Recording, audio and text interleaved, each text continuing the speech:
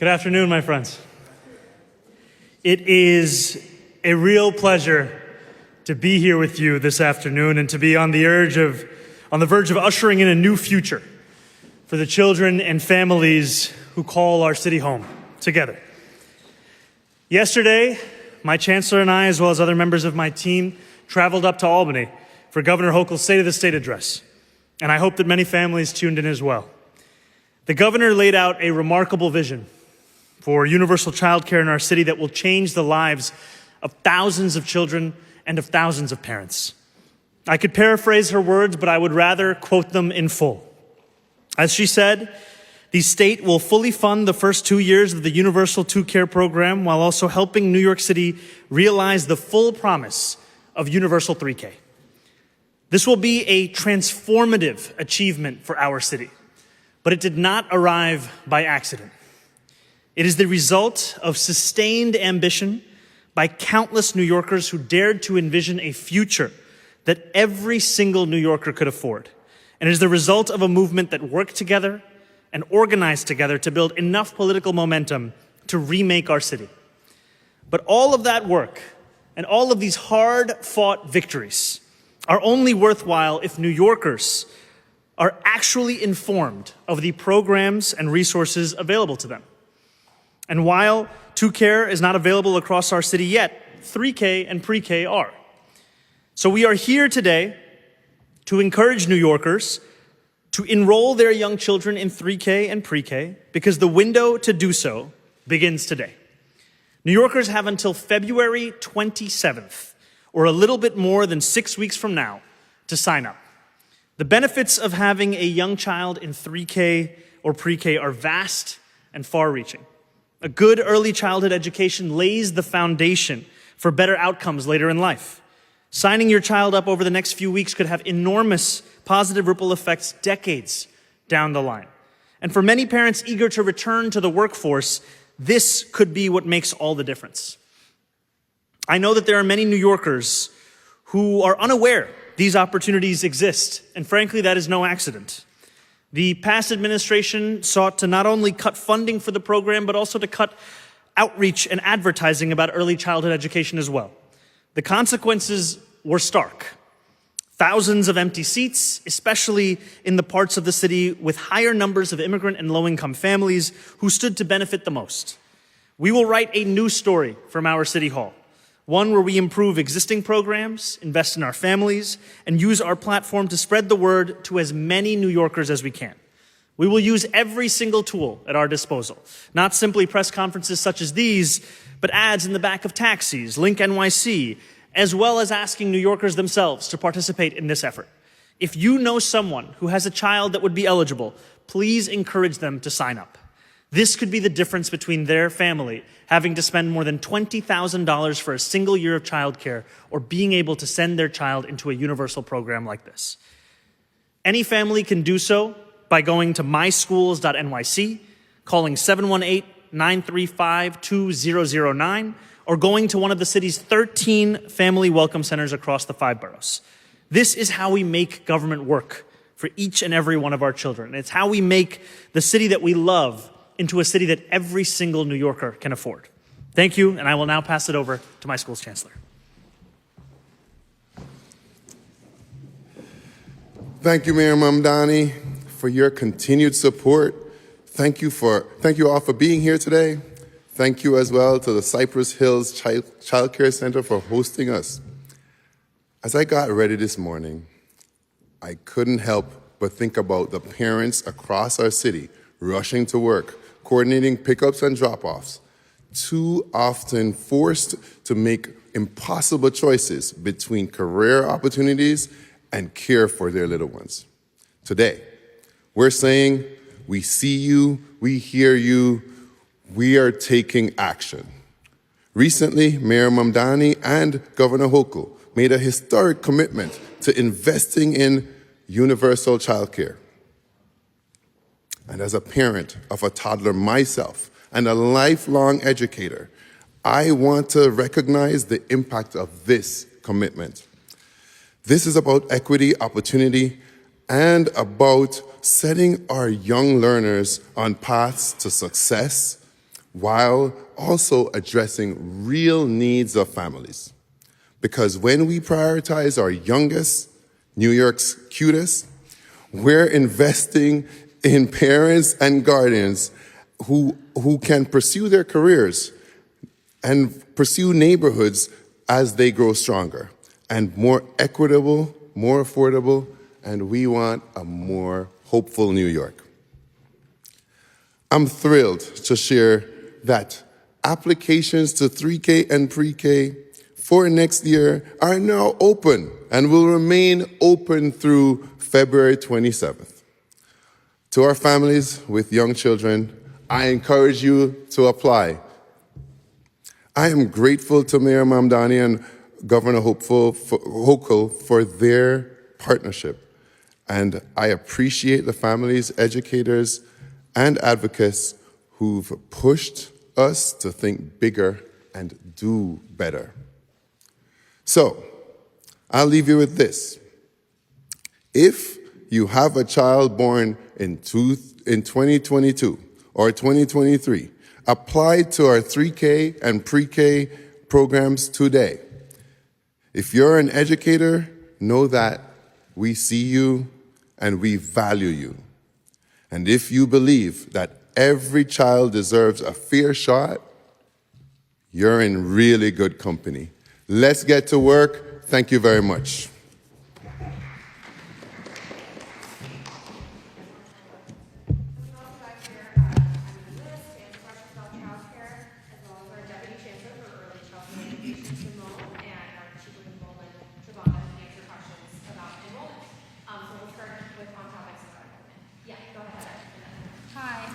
Beyond offering a seat to kids, what are you doing? Like, what structural changes are you doing to enrollment and making sure that kids are getting a seat in their neighborhoods that they live in and not having to travel across the city to different boroughs to get to school?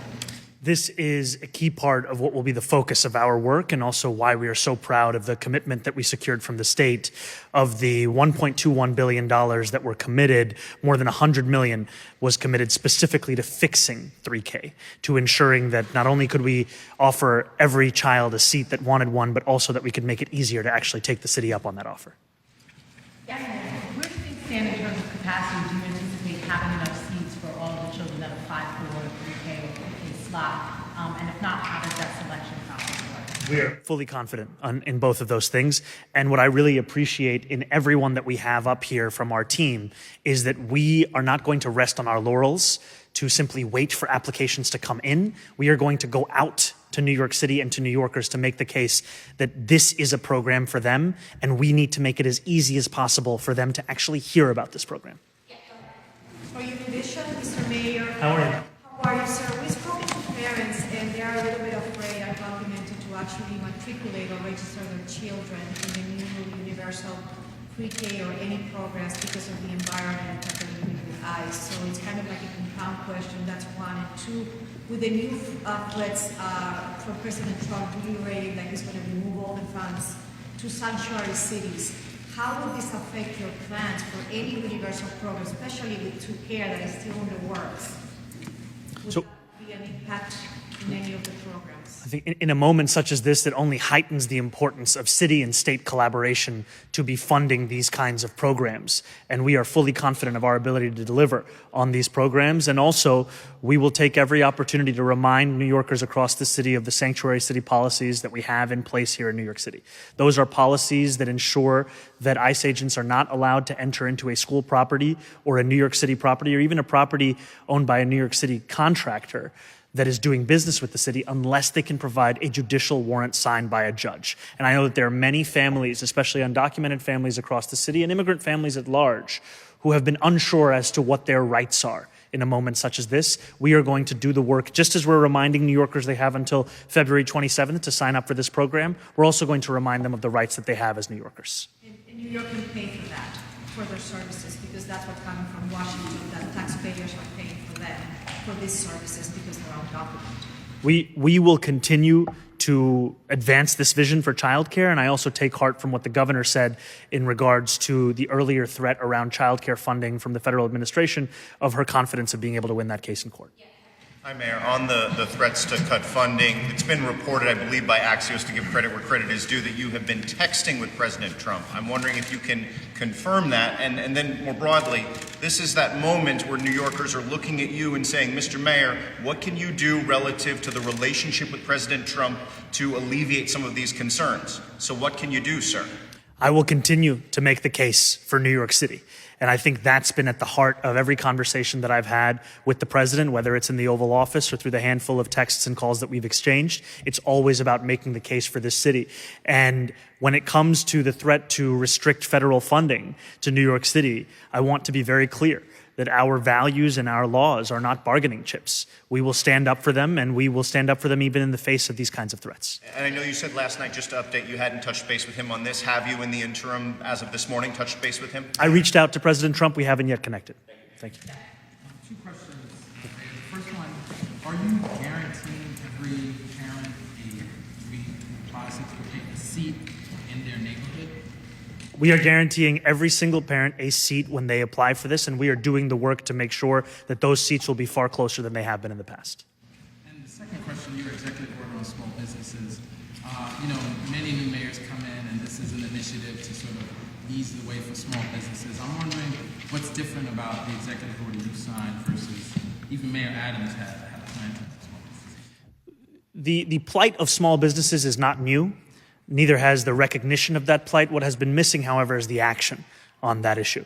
And this executive order directs every city agency to create a single inventory of every single fine and fee that a small business faces. We're looking at more than 6,000 regulations that small businesses have to jump through. Speaking of refrigerator fees and frozen dessert fees, and then directs them to start to reduce them. And I think what will make this different is that this is not a additional concern of ours. Rather, it is a central concern of our city hall, in that we want to make it easier not just to open the doors of a small business, but also to keep them open. And today, when I was speaking to Yesenia Rodriguez at Sweets and Things, she shared that her story of becoming a small business owner could only begin after she'd spent years of working out of other people's kitchens and other people's businesses, having pop-ups, because of how many hoops she had to jump through. And we want to make sure that we don't celebrate how someone was able to open their doors in spite of those fines and fees. Rather, we make it easier for them to do so because of what city government's doing. Is there a timeline for those rules to be eliminated? There's a timeline for the inventory, and then as soon as the inventory is completed, then the work begins of reducing the fees. Do we have more questions about enrollment, just before we go on the topics? Yeah, Holly first. You were a little bit critical of the previous administration's outreach on this program. Could you say a little bit more specifically how your outreach will look different? Like, will there be a new website, an ad campaign, something like that? Secondly, just I'll answer the first one first. Thank you, Holly. And this is going to be part of a full court press from our city government to inform each and every New Yorker of the fact that the enrollment period begins today and it goes until February 27th. And I will be making the case, our school's chancellor will be making the case, our entire early childhood education team will be making the case. We'll be making it ourselves, we'll be using press conferences, but we'll also be advertising on Link NYC, on Taxi Television, as well as using digital media to get the word out. Because a program is only as good as a New Yorker's knowledge of it.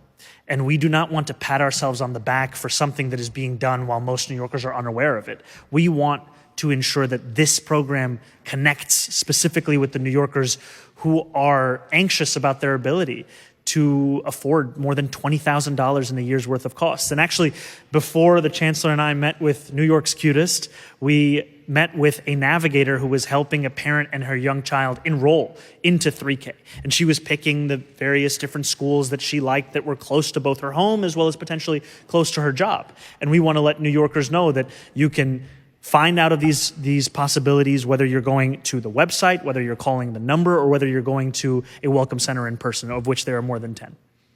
Thank you. Thank you. Was wondering on enrollment figures, do you or the Chancellor have any estimates yet for how many kids are actually expected to enroll in 3K and pre-K?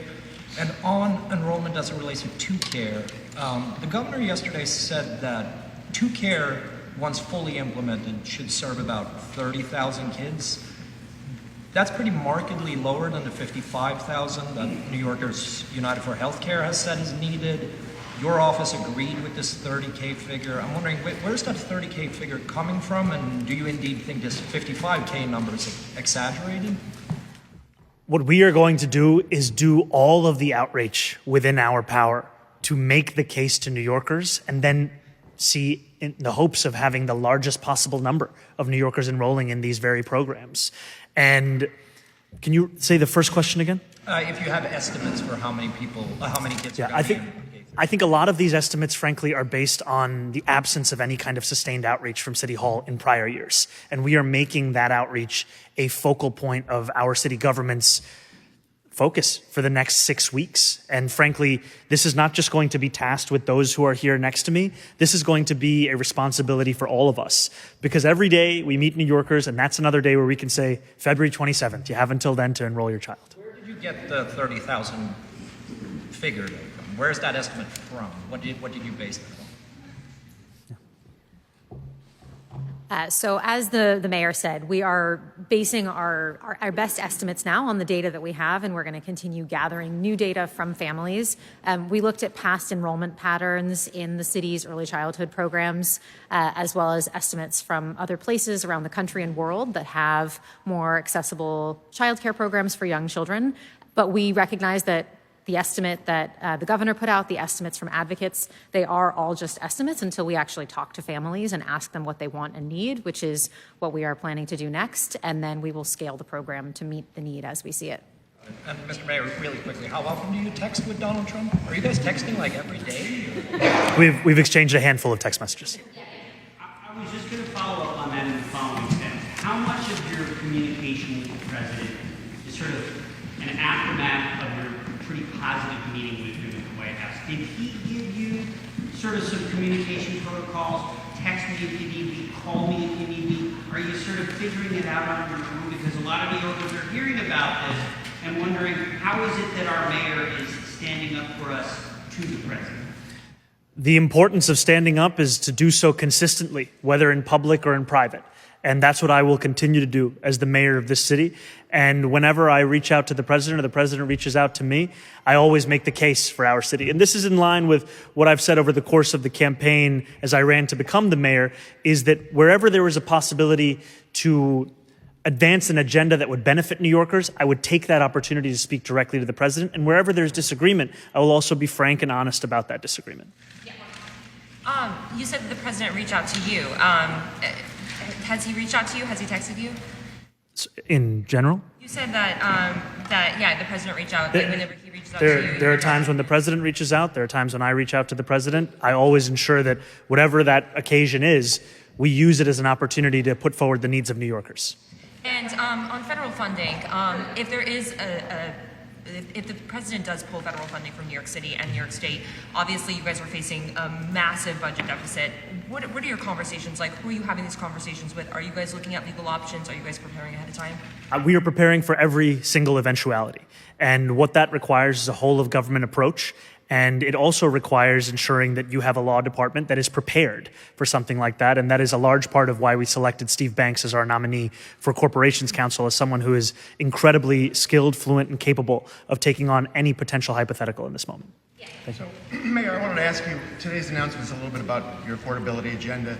Yesterday in Albany, you had a different take on a different part of the affordability agenda, which was Governor Hochul's proposal to lower auto insurance rates. And one of the big foundations of that proposal is to reduce the compensation that people who've been seriously injured by car drivers would receive, as well as making it cheaper to own auto insurance, thereby driving more people to get cars and drive, which is a different side of your affordability agenda because there'd be more congestion, more road violence, more damage to roads, etc. So how do you square that? Why would you support something that would encourage more driving and deprive injured people of compensation? So what I will support is measures that will reduce the cost of living across this city, and I will also do so in tandem with a vision that makes this a more livable city.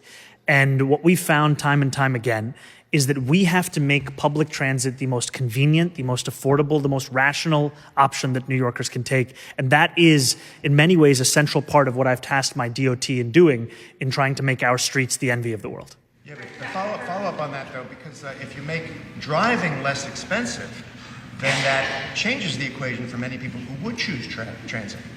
I think for a lot of New Yorkers, it's not just a question of cost, it's also a question of time. And for me, the reason that I was supportive of Governor Hochul's actions to start to reduce auto insurance rates is that this is another way in which New Yorkers are being pushed out of the city. The focus will always be, how do we make it as easy as possible to get around this city, as cheap as possible, and there's no competition with public transit. Sir, if the president cuts funding to sanctuary cities, as he's threatened to do, what would the impact be on New York City specifically? What is at risk for us? Any cut in funding would have a significant impact on the city's ability to not only fulfill the budget that it has today, but also to fulfill an agenda that would ensure that more New Yorkers can afford to stay in this city. And I am proud of the team that we have ready at the hand to be able to respond to these kinds of threats so that we are not simply on the defensive of the little that New Yorkers are given in this moment, but frankly, advancing a larger agenda as well. In terms of the dollar amount, you don't have a number of them. I think it's hard to say a dollar amount in a moment such as this, but we take these kinds of threats seriously, and we also will not bargain with our values or our laws. You spoke about Steve Banks and the law department and fighting back that way. Are there other ways that your administration plans to fight back? Obviously, the police department funding relies on federal funding, and so what are the ways beyond legally that you're planning to fight back? And just good to see another Yardi in this room and part of our team. We'll take that, absolutely. You have many tools in city government. You have the tools of a law department, of a potential corporations council. You also have the tool of informing New Yorkers of what their actual rights are. Today, we're gathered to tell New Yorkers about 3K and pre-K and how they can enroll. But as the question came earlier from Univision, there are many New Yorkers. It's not just a question of do they know about these programs, do they know about their rights? And we are going to be very direct with New Yorkers as to what protections they have under the law, because there is an anxiety that lives in many New Yorkers' day-to-day lives where they do not know what they can expect from their city and what safety that they have. And our job is to make it as clear as possible for them. This is a city that will stand up for them. This is a city that will also make the case for every New Yorker at every opportunity we get. Thank you, sir. We're just going to do a quick picture right Yeah, thank you.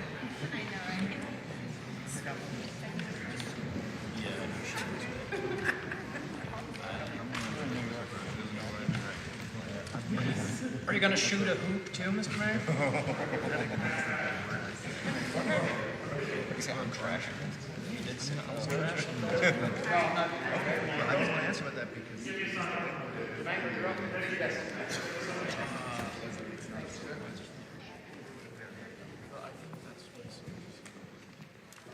Mr. Mayor, quick question for the Judge Street Journal.